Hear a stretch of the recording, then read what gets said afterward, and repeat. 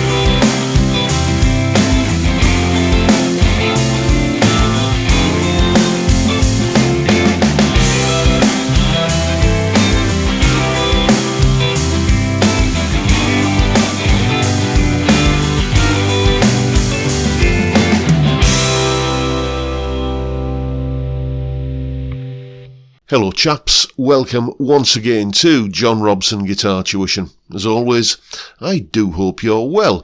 What you just heard there was, as much as I can remember, or as clear as I can remember it, a recreation of a guitar part that I played on a song about 30 years ago. Let me tell you the story. Basically in the early 90s, this was about 1991 or thereabouts, I answered an audition advertisement, one of these things pinned on a postcard to a guitar shop notice board, as you did in those days. And there was, hints in this advert that this band were going places. There was a sniff of record company interest. That was kind of hinted at. All turned out to be pie in the sky, but, you don't know that when you're reading the ad. Anyway, cut long story short, I turned up for the audition, and there was about 6 other lads there who were all, trying out, and I went last. And much like that story when Phil Collins talks about auditioning for Genesis, he'd kind of heard what everybody else had done and, kind of formulated some ideas before it was his turn, and that's exactly what I did. The chord sequence that I was playing over was just basically C, F, and G, and the guy who was like the main songwriter chap in the band was saying, and can you come up with some sort of hook over the top of this, some sort of intro, something that we can kind of go back to repeatedly throughout the song, as like the main kind of hook of the song. And everybody else was just kind of noodling away with bluesy kind of lead guitar stuff, and I did that, and it got me the job. And, here's a little bit of theory and, hopefully information, let's call it information rather than theory, about how you can do the same thing. It's all to do, you see, with chord substitutions. Okay, so this is the basic chord sequence that tune is based on, and if you've got the chords of C, F and G, it's fairly obvious that you're in the key of C major. So let's take a look at what chords the key of C major gives to us. There they are there. C major, D minor, E minor, F, G, A minor and B diminished. Or the 1, 2, 3, 4, 5, 6 and 7 chords respectively. What we need to do really to get an understanding of what's going on here is take a look at what notes are in those chords. A C major chord has the notes of C, E and G. Basically, if you strum a C chord anywhere on your guitar or play it on any instrument for that matter, it will only ever be those 3 notes. If it feels like you're playing more than 3 notes, like you're strumming more than 3 strings, just means that you've got more than one of each of those notes, or some of them. And going across, we can see what notes are in each of those chords. C major is C, E and G, D minor is D, F, A, E minor is E, G, B, and so on and so on. What we've got here is the root, third and fifth in each case. I'm not going to bandy terms around like minor third and major third here, because it's just going to kind of get in the way. But essentially, the way you build a chord is you start with your root note. So a C is the root note of a C chord. Then you go to the third note and then the fifth note up the scale from that starting point. So the third and fifth notes up from C are E and G. The third and fifth notes up from D are F and A, and so on and so on. So we need to ask ourselves, what's the next logical number in that sequence? And it's the seventh. 1, 3, 5. The next number in that sequence has to be 7. And if we add the seventh note into each of the chords, well, you can see there, starting with C, the seventh note up the scale from a C note is a B. And then again, just going across each of the chords like that, we can see that we get the seventh note. Like the seventh note up from a D is a C, the seventh note up from an E is a D, and so on. Okay. Now, when you add those seventh notes in like that, it changes the chord. You no longer have a C major, a D minor, an E minor, and the rest of them listed there. What you get are these chords. You get C major seventh, D minor seventh, E minor seventh, F major seventh, G seventh, or dominant seventh to give it its full name, A minor seventh, and B minor 7 flat 5. And this is where we can start to get some substitution kind of things going on, because if you look closely, you can see that living inside that C major seventh chord, there is an E minor. Can you see that? And inside that that D minor 7 chord, there's an F major. And inside that E minor 7th chord, there's a G major. Living within the F major 7, you can see there's an A minor. Living within the G7, you can see there's a B diminished. Inside the A minor 7, you can see there's a C major. And lurking within the B minor 7 flat 5, there is a D minor. So what we're doing here is we are going to be substituting chords that are, hiding within the extension of what the chord might be. So, for example, because there is an E minor, here we go, I'll just bring the mouse over, because there's an E minor chord lurking within the C major 7th, you can, whenever you've got a C chord, you can play an E minor, and what it does is it suggests that C major 7th, essentially. So this is the way it works. For the C major chord, you can play E minor. Just follow the arrows, okay? Go along the top line first of all. For the C major, you can substitute an E minor. For the E minor, you can substitute a G major. For the G major, you can substitute a B diminished. For the D minor, you can substitute an F major. For the F major, you can substitute an A minor. And for the A minor, you can substitute a C major. And there's no reason why you can only do one of these jumps. You can leapfrog over a couple. So, for instance, the C major, you could bounce over to E minor and then bounce one further to G major and play a G major chord when it says C major in the chord chart that you're playing. A little bit counterintuitive, but I promise you it works.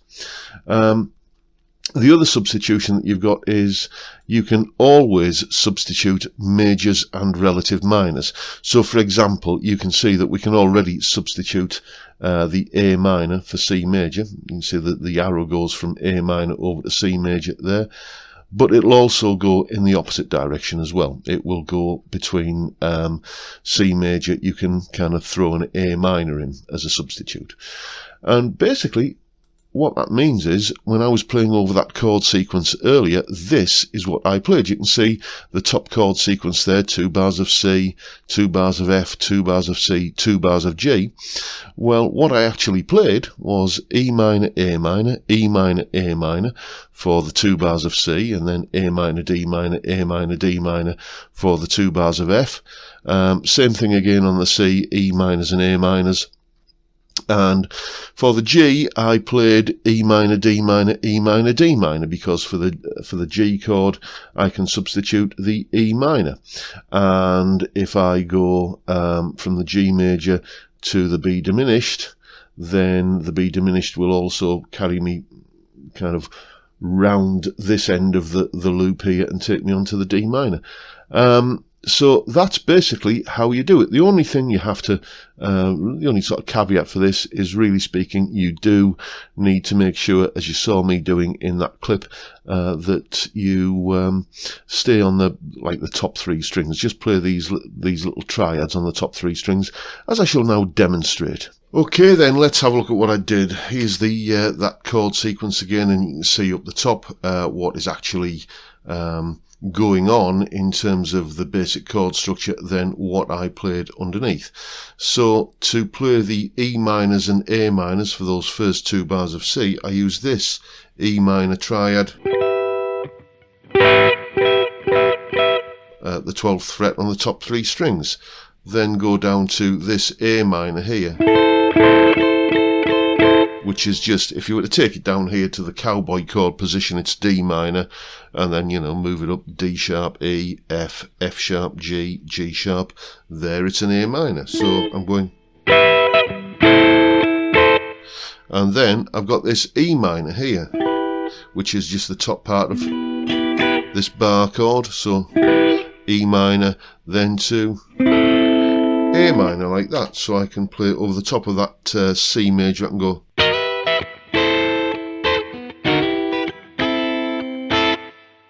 and that's basically what I did. E minor, A minor, E minor, A minor. Then for the 2 bars of F, where it goes A minor, D minor, A minor, D minor, A minor again there, D minor, again just the top part of that bar chord shape, and then A minor again here, that one that we used before, like that, and then D minor like that, just essentially the top part of that bar chord. So for the F chord I'm going,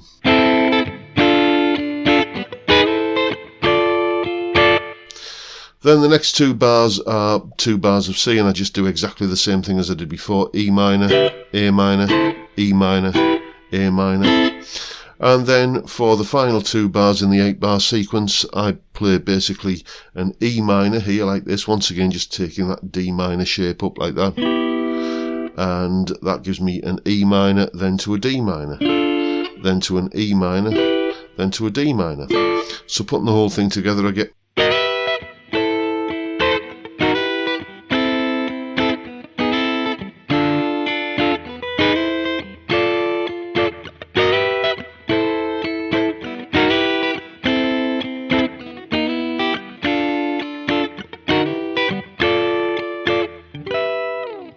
like that. And that's basically how you can play you know, some substitute chords and make a tune, just give it a bit more personality. So go away and have some fun with that.